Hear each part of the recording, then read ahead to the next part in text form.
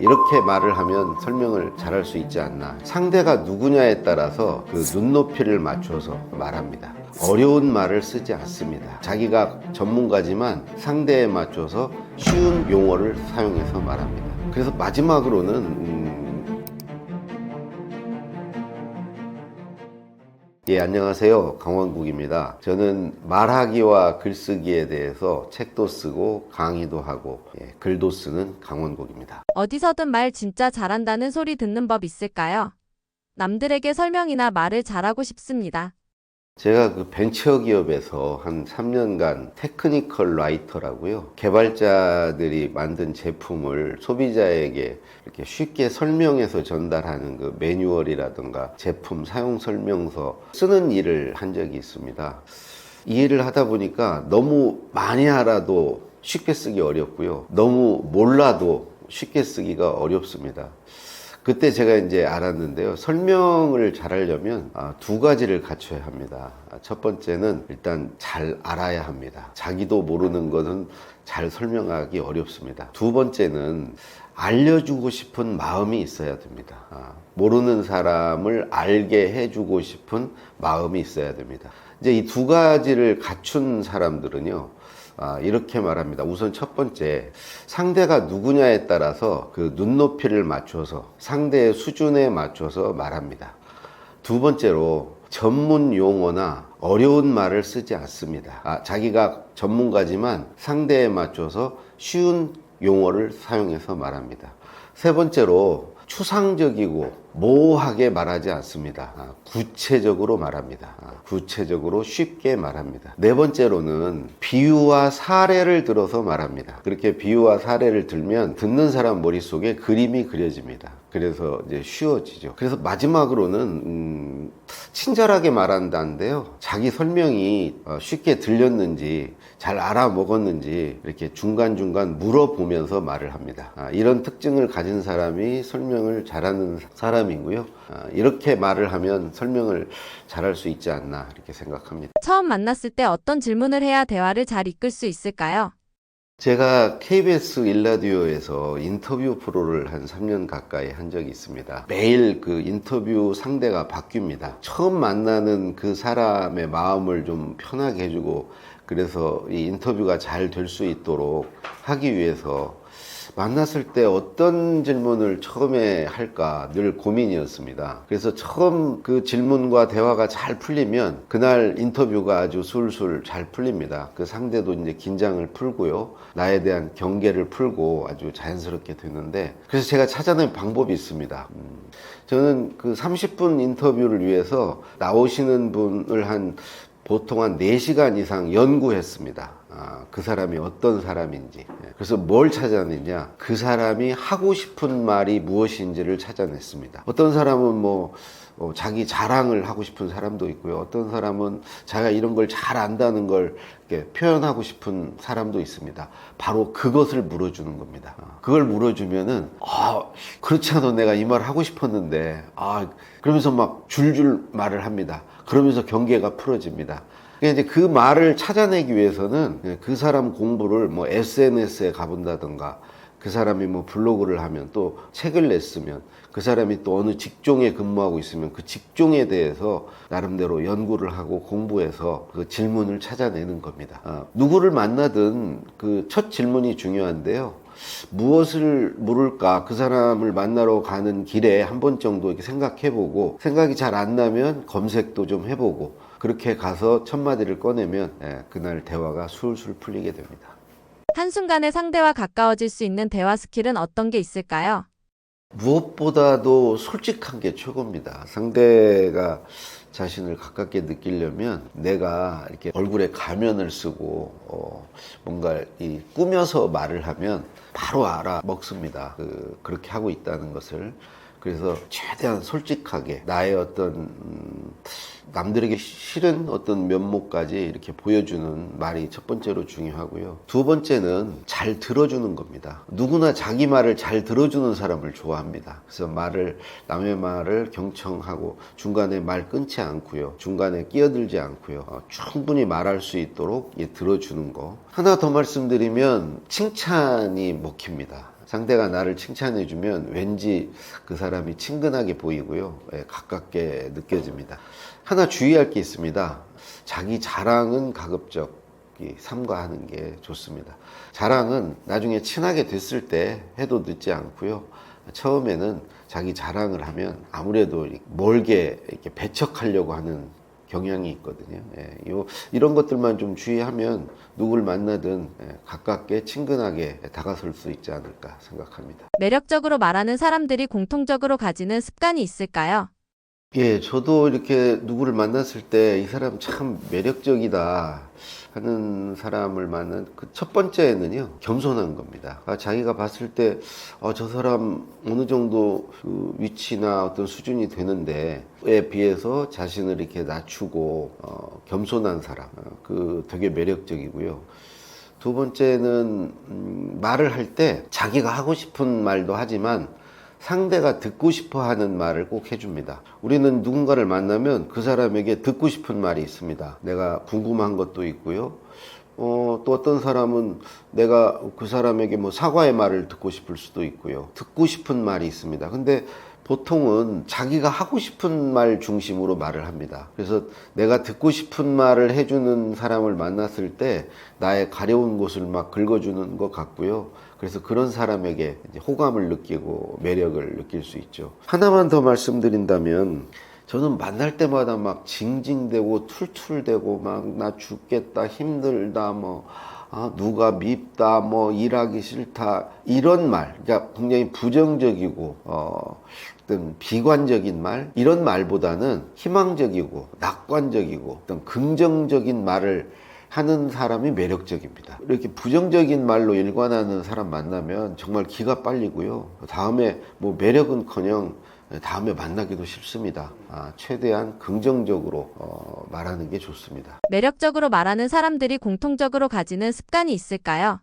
우선 그런 사람들은 말을 두 갈식으로 합니다. 주요 그 용무나 요점을 앞에 말한 후에 그렇게 말하는 이유 이런 걸 뒤에 대죠.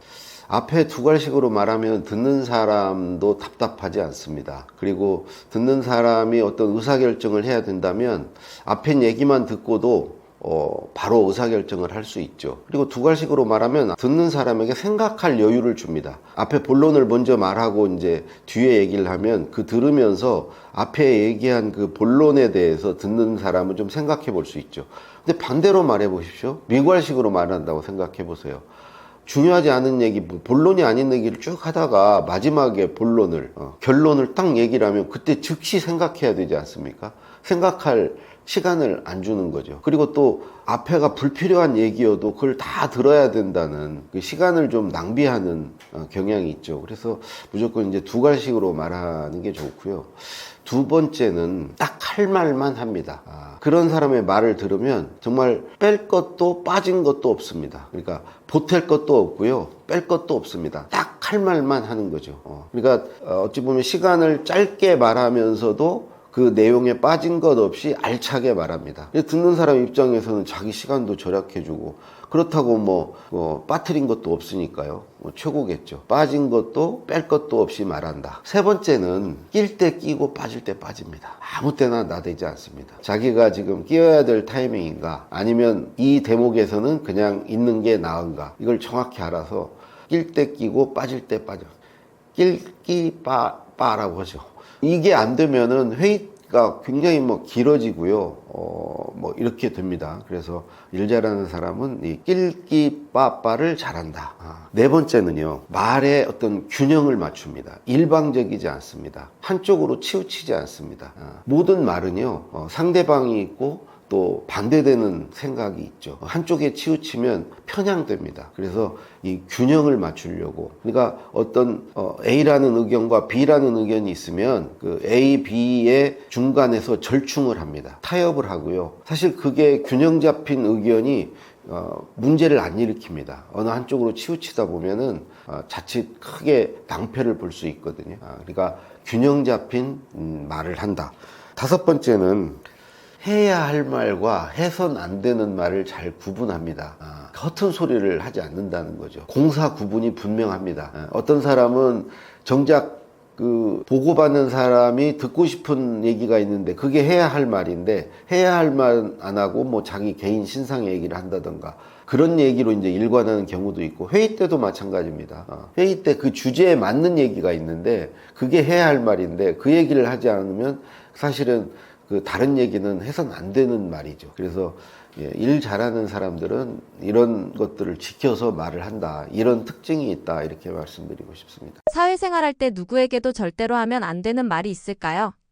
저는 세 가지를 얘기를 합니다. 첫 번째는 뒷담화입니다. 그 사람이 없는 데서 그 사람의 험담을 하는 거죠.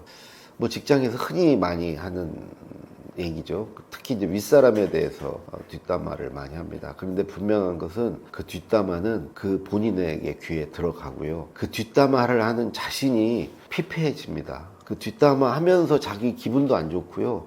그 뒷담화 한다고 절대 기분 풀리지 않습니다. 그게 더 강화됩니다. 누가 싫어서 이렇게 뒷담화를 하면 그 싫은 감정이 더 강화됩니다. 그래서 저는 그 뒷담화는 정말 백해무익하다. 두 번째는 뒷말입니다. 뒷말. 이 뒷말은 사람을 대상으로 하는 게 아니고요. 일을 대상으로 하는 건데요. 꼭 일 끝나면 뒷말하는 사람이 있죠. 내가 이럴 줄 알았어. 내가 그때 안 된다고 그랬지. 아니 그때 말리든지. 그때는 뭐 꿍시렁 하면서 넘어가고 막상 어떤 결과가 나오면 이제 그 결과에 대해서 자기는 못마땅하다. 난 이렇게 될 줄 알았다. 뭐 이렇게 말하는 이 뒷말 하지 말아야 됩니다. 세 번째가 남 탓입니다. 꼭 남 탓하는 사람이 있습니다. 그러니까 책임을 회피하거나 전가하는 거죠. 그 남 탓을 자주 하다 보면 자기가 일을 하는데도 좀 책임감 있게 하기 어렵고요. 남들이 보기도 참 안 좋습니다. 그래서 우리 직장 생활할 때 이 세 가지 말, 뒷담화, 뒷말, 남 탓, 이거는 제발 하지 마십시오. 이거 앉는 방법 간단합니다. 내가 말의 중심에 서면 됩니다. 남 탓하지 말고 내 탓하고요. 뒷말 하지 말고 그 말해야 될 때 그때 말하는 겁니다. 그리고 뒷담화 남 얘기하지 마시고요. 자기 얘기하면 됩니다. 그러면 이 세 가지 말의 어떤 저주에서 벗어날 수 있습니다. 직장에서 일 잘하는 사람보다 말 잘하는 사람이 승진하는 이유가 있을까요? 말을 잘하는 사람이 승진에 유리해지는 것은 저는 사실은 바람직한 건 아니지만 어쩔 수 없는 일이다. 직장에서 다반사로 일어나는 일이다. 왜 그러냐? 우리 직장 생활은 소통이 한 70%입니다. 소통을 통해서 일도 하는 것이고요. 소통을 잘하는 사람이 일을 잘하는 겁니다. 그래서 이 말을 잘하면요. 우선 첫 번째로 관계가 좋아집니다. 다른 사람과의 관계가 좋아져요. 이 관계가 좋아지면 나에 대한 평가도 좋아지고 그러면 내가 승진하는데 유리해지지 않겠습니까? 그 말을 잘하는 사람들은 주변의 사람들을 끌어모으고요. 주변 사람들이 그 사람을 좋아하진 않더라도 적어도 싫어하게 하진 않습니다. 그렇게 해서 관계가 좋아서 어떤 평가에 유리해지고요. 두 번째는 아무래도 존재감이 있습니다. 말을 잘하는 사람은 뭐 회의 때건 발표할 때건 보고할 때건 자기 존재감이 있죠. 그 존재감이 있기 때문에 평가를 받아야 될 때 이제 유리한 위치에 서게 되겠죠. 그리고 말을 잘하려면 사실은 실력이 있어야 됩니다. 실력 없는 사람이 말 잘하기 어렵고요. 그렇게 해서 실력이 있으면 결과가 좋습니다. 그러니까 단순히 말을 잘해서 결과가 좋은 게 아니고요. 그 사람은 실력이 있는 겁니다. 그 실력으로 좋은 결과를 만들어냅니다. 그러니까 좋은 결과 만들어내죠. 어떤 존재감 있죠. 관계 좋죠. 그러면 당연히 뭐 평가에서 유리한 위치에 서겠죠. 말을 잘하고 싶은 사람들에게 해주고 싶은 말씀 있으실까요? 저는 뭐 직장 다닐 때 말을 참 않고 살았습니다. 그래서 말을 않는다고 그래서 제 이름이 원국인데 진국이라는 별명도 갖고 있었습니다. 그러니까 말이 진하다는 거죠. 말수를 줄이면은 말이 그래서 사람들이 더 귀를 기울이는데요. 지금 이제 직장을 나온 지 이제 10년이 넘어서 돌이켜 생각해 보니까 좀 그게 아쉽기도 하고 그렇습니다. 직장 다닐 때 좀 하고 싶은 말 하면서 살 걸 왜 살았나 하는 생각을 뒤늦게 갔습니다. 지금 직장 다니시는 분들은 제발 하고 싶은 말 있을 때 딱딱 하면서 또 제대로 하면서 직장 생활을 하시기를 바랍니다. 일상생활 속 품위 있는 사람들이 자주 쓰는 말이 있을까요? 저는 저 자체가 뭐 이렇게 품위가 있거나 이렇게 품격이 있지는 않습니다. 근데 직장 다니면서 후배들에게 이 얘기는 꼭 했습니다. 세 가지만 잘하면 직장 생활 잘할 수 있다. 첫 번째, 인사 잘하는 거예요. 사람들에게 인사 잘하는 거. 두 번째, 남의 말을 경청하는 거. 그리고 세 번째, 약속을 지키는 거. 요 세 가지만 해도 기본은 한다. 직장 생활 아무 문제 없다. 그런데 이제 인사 잘하는 거 말씀을 드렸는데, 되게 이제 품위 있게 이렇게 말하는 사람들 보면 그 말 안에 5가지가 있습니다. 5가지. 5가지 말을 잘합니다. 첫 번째는요, 늘 감사합니다. 감사하는 말을 잘합니다. 늘 고맙다고 그러고, 감사하다고 그러고, 감사 표시를 잘합니다. 두 번째는요, 축하를 잘합니다. 축하요. 사실 축하하기 쉽지 않습니다. 진심으로 축하하기 쉽지 않습니다. 왜 그러냐면 남이 잘 되는 게 배 아프거든요. 근데 진심으로 축하하는 사람들이 있습니다. 그게 느껴집니다. 축하하는 말을 잘합니다. 세 번째로 칭찬하는 말을 잘합니다. 남을 축켜 세워줍니다. 자기를 낮추고 남을 축켜 세워줍니다. 네 번째로요, 위로와 격려의 말을 잘합니다. 늘 남을 위로해주고 남의 어려움에 공감하고 격려해줍니다. 그러려고 노력합니다. 남에게 힘을 주려고 노력합니다. 마지막 5번째로요, 사과하는 말을 잘합니다. 사실 사과는 용기가 필요합니다. 자기가 잘못했다 얘기하는 게 쉽지 않습니다. 근데 진심으로 사과하는 사람에게 우리는 품격을 느낍니다. 그러니까 우리 기본적으로 인사 잘하는 게 이제 중요하고요. 5가지 말. 첫 번째, 축하하는 말. 두 번째, 칭찬하는 말. 세 번째, 위로하고 격려하는 말. 네 번째, 감사하는 말. 5번째, 사과하는 말. 이 5가지 말만 입에 달고 살아도, 저 사람 참 품이 있어. 저 사람 품격이 있는데? 이런 소리 듣지 않을까, 이렇게 생각합니다. 일상생활 속 품이 있는 사람들이 자주 쓰는 말이 있을까요? 가장 중요한 것은 배려하는 겁니다. 상대를. 배려하는 거. 상대를 존중하는 거. 이게 상대 기분 좋게 만드는 가장 좋은 방법이죠. 근데 배려를 한다는 거, 어떻게 해야 배려를 하는 걸까 생각해보면 몇 가지 생각할 수 있습니다. 첫 번째, 대화에 있어서 자기가 주인공이 아니고 상대를 주인공으로 만들어주는 겁니다. 상대를 중심에 놓는 거죠. 그게 이제 배려하는 것이죠. 그리고 두 번째로는 그 말의 분량에 있어서도 그러니까 말의 주도권을 자기가 갖지 않고 상대가 더 많이 말할 수 있도록 많이 들어주는 겁니다. 그것도 이제 상대를 배려하는 거죠. 세 번째로, 상대를 배려하는 사람은 상대에게 상처 주는 말을 하지 않습니다. 상대에 이렇게 뭔가 그 상대의 마음을 상하게 하는, 상처 주는 말, 어떤 말이 그에게 상처가 되는지도 잘 알고 있습니다. 늘 역지사지해서 저 사람의 지금 심정이라든가 처지가 어떤지를 살펴서 그 상처 주는 말을 하지 않죠. 네 번째는 상대를 뭔가 기쁘게 해주려고 합니다. 그게 상대에 대한 배려죠. 상대를 즐겁게 하려고 합니다. 그래서 우스갯소리도 잘하고요. 유머도 잘 구사하고요. 이런 사람이 상대를 이제 배려하는 거죠. 마지막 5번째는 상대에게 뭔가 도움이 되는 얘기를 하려고 합니다. 쓸데없는 말 아니고요. 이 말은 내가 이걸 상대에게 뭔가를 알려줘야 되겠다. 이걸 알면 이 친구에게 도움이 되겠다. 이런 말을 하려고 하죠. 그러니까 어찌 보면 의미 있는 말입니다. 의미 있는 말을 하려고 노력한다는 거죠. 그 상대가 좀 잘 됐으면 하는 마음을 갖고 말하는 거죠. 그랬을 때 이제 그게 저는 상대를 배려하는 거다. 그래서 이 5가지를 좀 염두에 두면서 말하면 상대 기분도 좋게 하고 내가 이렇게 존중받는다는 느낌도 갖게 하지 않을까 싶습니다. 자신감 없어 보이고 신뢰가 떨어지는 말투의 특징은 어떤 게 있을까요? 그 자신감 없는 말투, 그런 말씨를 가진 사람의 특징이 좀 몇 가지 있죠. 그래서 첫 번째는 말끝을 흐립니다. 그러니까 소위 그 글로 보면 서술어를 뭉개버립니다.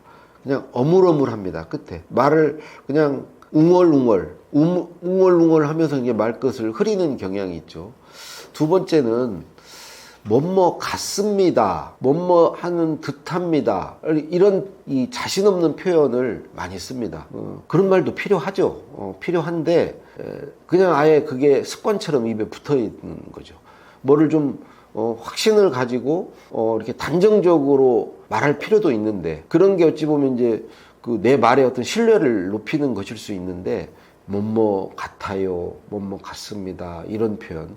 세 번째는 자신 없어 보이는 경우는 그 말소리가 좀 작습니다. 이렇게 속으로 삼키는 말을 합니다. 그러니까 말소리가 좀 어느 정도 크고 또 또렷할 때 자신 있어 보이죠. 자신 있어 보이려면 좀 한 옥타브 올려서 소리도 잘 들리게끔 이렇게 말소리의 크기를 좀 크게 할 필요가 있습니다. 네 번째는 자신 없어 보이는 사람들은 전제를 답니다. 단서 조항이 있어요. 뭐뭐 합니다만 그러면서 미리 상대가 뭐 그 말에 대해서 어떤 시비를 걸어올까 뭐 이런 그런 두려움 때문인지는 몰라도 뭔가 자기 말을 보호하기 위해서 장치들을 막 여럿을 둬요. 이게 꼭 맞는다는 얘기는 아니고요. 이건 그냥 제 생각이지만 뭐 이러면서 어떤 단서나 전제를 깔고 말을 한다는 거죠. 바로 말을 하지 않고. 마지막 다섯 번째는 과도한 어떤 겸양, 겸손도 자신 없어 보이게 만듭니다. 자기를 쓸데없이 너무 낮춥니다. 자기 말을 그냥 뭐 별로 중요하지 않은 말인데 뭐 내 말이 그렇지 뭐 그러면서 자기를 너무 낮추는 겸양도 되게 자신 없어 보이게 만들고 그 사람에 대한 어떤 믿음을 신뢰를 깎아먹는 그런 걸 하게 되죠. 자신감 없는 말투 때문에 사회생활에서 손해보기도 할까요? 그렇게 자신감 없는 말투를 쓰면 아무래도 이제 뭐 나에 대한 신뢰도 떨어지고요. 내 말의 영향력도 떨어지고요. 자칫하면은 상대가 이제 오해를 할 수도 있고요. 무엇보다도 내 어떤 존재감이 약해진다고 그럴까? 왜 스스로를 저는 그렇게 만드는지 모르겠습니다. 그렇다고 해서 또 너무 오만하게 너무 자신감 넘치게 하는 것도 바람직하진 않지만 내 말이 혹시 너무 이렇게 자신감을 잃지는 않았는지 가끔 한 번씩은 이렇게 점검해 볼 필요가 있습니다. 인간관계를 망치는 최악의 말 습관은 어떤 게 있을까요? 아마 여러분도 뭐 동의하시겠습니다만 강약, 약강이라는 거 있죠. 강한 사람 앞에서 약하고 약한 사람 앞에서 강하다. 저는 그런 말 습관이 좀 최악이라고 생각합니다. 강한 사람 앞에 가면 한없이 약해지고요. 굽신대고 또 약한 사람 앞에 가면은 폼 잡고 거들먹거리고 뭐 무시하고 뭐 이런 강약, 약강의 습관. 이게 이제 첫 번째고 전 두 번째로 독선적인 사람 있지 않습니까? 다른 사람 전혀 인정해주지 않고 자기 말만 옳고 그 어떤 남과의 차이나 이런 것들 네 말은 틀렸고 내 말이 맞고 이렇게 독선적인 거 저는 그렇게 남을 인정해주지 않고 되게 그런 사람은 막 또 폭언을 합니다. 자기가 최고입니다. 자기 말만 옳습니다. 그래서 막 심지어 막 욕설도 합니다. 이게 이제 저는 또 두 번째로 최악이고 세 번째는 그 이간질 하는 사람 있지 않습니까? 이 사람과 저 사람을 이간질 하는 거. 이 사람에 가서는 저 말하고 저 사람에 가서는 저 말하고.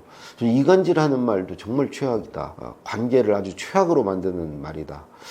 마지막으로 말의 어떤 일관성이 없는 거. 예전에 한 말과 지금 한 말이 다르고 여기서 한 말과 저기서 한 말이 다르고 이렇게 말이 일관되지 않은 거. 그건 자칫하면 이제 거짓말로 이제 악화됩니다. 일관성을 잃다 보면은 이제 뭐 거짓말을 하게 되고 이렇게 됩니다. 그래서 정리하면 그 강약 약강 그다음에 그 독선적인 말, 그리고 이간질하는, 그리고 일관성 없는 말, 이런 것들이 최악의 말 아닌가 싶습니다. 이번에 그 직장인의 글쓰기라는 책을 냈는데요. 사실 이 책은 이제 글쓰기 책이면서 또 글쓰기 책이 아닙니다. 제가 생각하는 글쓰기는요, 일종의 음식의 고명 같은 존재라고 생각합니다. 고명. 빙산의 일각에 불과하다고 생각합니다. 그리고 그 밑에는 뭐가 있냐? 가장 밑에는요, 사람들의 심리가 있습니다. 심리. 그러니까 글을 잘 쓰려면 상대의 심리를 잘 읽어야 됩니다. 직장에서 글을 잘 쓰려면 상사의 심리를 잘 읽어서, 그래야 상사의 마음에 드는 이제 글을 쓸 수가 있고요. 심리를 읽는 게 가장 먼저고요. 그 토대 위에서 좋은 관계를 구축해야 됩니다. 물론 심리를 잘 읽어서 그 사람의 비율을 잘 맞추면 관계가 좋아집니다. 이 관계가 좋지 않으면 좋은 글을 쓸 수가 없습니다. 왜 그러냐면 관계가 나쁘면요, 그 사람이 나에게 이야기를 해주지 않습니다. 정보를 주지 않아요. 그래서 어떤 글을 써야 될 때 써야 되는 이유가 뭐고 목적이 뭐고 의도가 뭐고 이런 걸 알려줘야 글을 잘 쓸 수 있는데 관계가 나쁘면 이런 말을 해주지 않는다는 거죠. 그래서 관계가 좋아야 됩니다. 근데 그 관계 위에 뭐가 있냐? 소통이라는 게 있습니다. 방금 알려줘야 잘 쓸 수 있다고 하지 않았습니까? 관계가 좋으면 소통이 원활해집니다. 그래서 소통이 원활해졌을 때 우리는 좋은 글을 쓸 수 있습니다. 그러니까 좋은 글을 쓰기 위한 그 세 가지 요소가 있는 거죠. 심리와 관계와 소통입니다. 직장인의 글쓰기 안에 이 세 마리 토끼를 다 잡을 수 있는 어떤 방법들을 넣어놨습니다. 우리는 어떻게 심리를 읽고 어떻게 좋은 관계를 만들고 어떻게 소통할 것인가, 글을 통해서 어떻게 글을 잘 쓸 수 있을 것인가, 이걸 직장인의 글쓰기에 다 담았거든요. 꼭 한번 읽어주시면 고맙겠습니다.